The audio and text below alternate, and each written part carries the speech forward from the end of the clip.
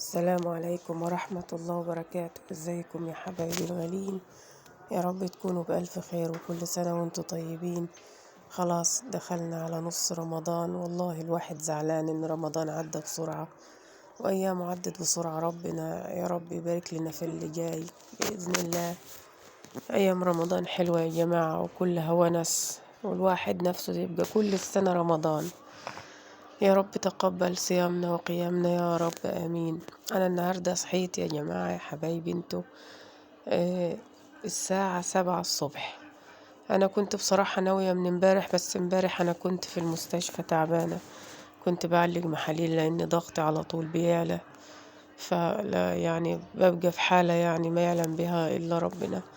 فاستندت على ولدي وخدته ورحت علقت محلول في المستشفى عشان الضغط العالي ده. كنت امبارح ناوية ان انا اطلع الهدوم بتاعة العيال كده وافرزها، عشان كل سنة وانتم طيبين اشوف اللي هي في كويس فيها واركب عليه يعني. ف يعني قعدت جبت هدوم البيت الاول من 7 الصبح. انا يعني ما صورتلكمش كل حاجة لاني عشان مش عايزاكم تزهقوا مني يعني. كنت بشوف ايه اللي مقطوع يعني وخيطته وبفرز اللي مقطع عشان اخيطه واشوف الكويس اللي يصلح يعني. اركب لهم زي ايه بيجامات كده للعيد، للوقفة، اليوم الوقفة يعني يلبسوا زي بيجامات كده يعني زي ما العيال بتلبس حاجة جديدة يوم الوقفة، البيجامات. بس فلقيت يعني كتير مقطوع تحت الدراع ويعني عند الرجلين. فيعني خيطت اللي هو ينفع واللي ما ينفعش خالص يعني آه، هتخلص منه يعني. لاني ما ينفعش برضو يعني حد ياخده، لاني اللي مرضهوش على نفسي مرضهوش على الناس يعني. ربنا بيقول ان الواحد اذا نوى يطلع حاجة يطلعها زي ما هو يحب ان حاجة تجيله كويسة، فهتخلص منهم خالص. بس فزي ما انتوا شايفين كده دي هدوم بنتي، فكنت بحاول اركب عليها بس يعني في ما لقيتش حاجة تنفع يعني ايه، كله يعني باين ان هو قديم. آه، يعني حتى الجاكيت الابيض اللي انتوا شايفينه ده يعني كان شكله حلو، بس لقيت فيه للاسف بقع لانها كانت بتروح بيه المدرسة على طول على لبس المدرسة، فلقيت فيه بقع. ف يعني مش راضية تطلع يعني. هو انا غسلته برضه ودعكته كويس، بس البقع برضه مش راضية تطلع. آه، فيعني ان شاء الله ربنا يدبرها بإذن الله، بإذن الله. يعني بص يا حبايبي، انا يعني اتصدمت من الاسعار بتاعت لبس العيد، والله العظيم والله العظيم والله. انا يعني لما سألت على تيشيرت، حتة تيشيرت مش طقم كامل. شوفوا انا بقول لكم حتة تيشيرت لبنتي، لاني هي برضو يعني اللبس عندها يعني صغر عليها خالص. فيعني ما انا ما بحبهاش تطلع الشارع بلبس يكون ضيق او لبس يكون قصير، يعني انا بتخانق وبتضايق. ف يعني كنت بسألها كده على تيشيرت يكون طويل وواسع تلبسه يعني، لاني لبسها يعني بتخانق وهي رايحة الدرس الاقيها لابسة لبس ضيق. وساعات ما برضاش اوديها بسبب انها ما تمشيش كده ابدا في الشارع، ما ينفعش حتى لو صغيرة ما ينفعش. بص السبحة دي بتاعت والدي الله يرحمه، قعدت كده بعد ما فرزت الهدوم وطبقتها قعدت أسبح بيها شوية، وافتكرت أيامي وذكرياتي مع والدي لما كنت أقعد معاه. يعني الحمد لله يا حبايبي، أنا واخدة دعاهم الحمد لله، واخدة دعا والدي لأني أنا اللي كنت قاعدة براعيه في آخر أيامه في تعبه يعني. أنا اللي كنت مقيمة معاه دايما وأنا اللي بشوف طلباته، أعوذ بالله من كلمة أنا. والحمد لله رب العالمين خدت رضاه وخدت دعواته. الحمد لله يا رب، الحمد لله.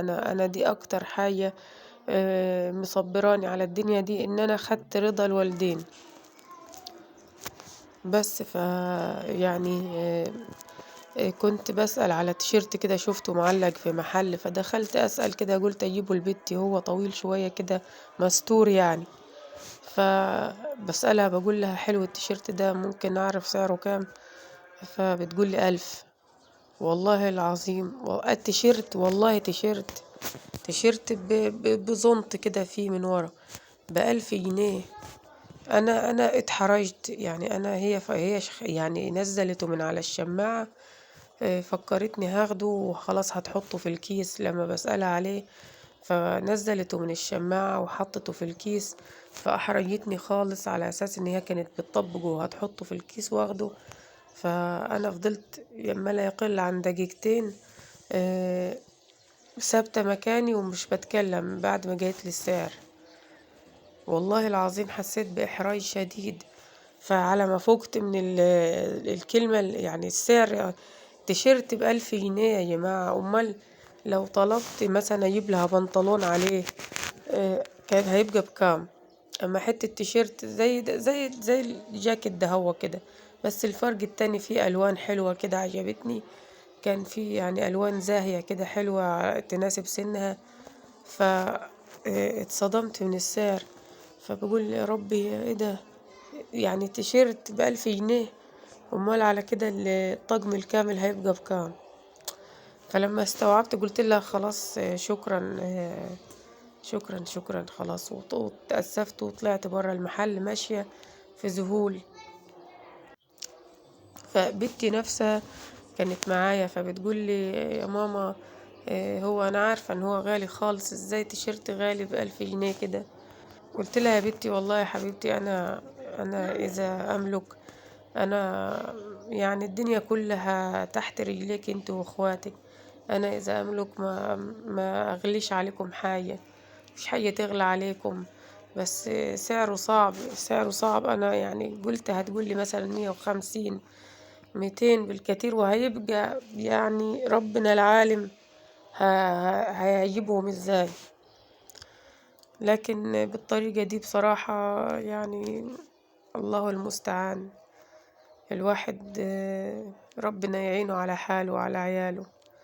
ربنا يعيني يا رب ويقويني عليهم ويقدرني ان انا اسعدهم واجيب لهم اللي نفسهم فيه، عشان في يوم من الايام يفتكروا امهم ويفتكرون ان انا يعني ما تأخرتش عنهم في اي حاجة. وبرجاء يا حبايبي الدعاء ليا بصلاح الحال والفرج والرزق يا رب.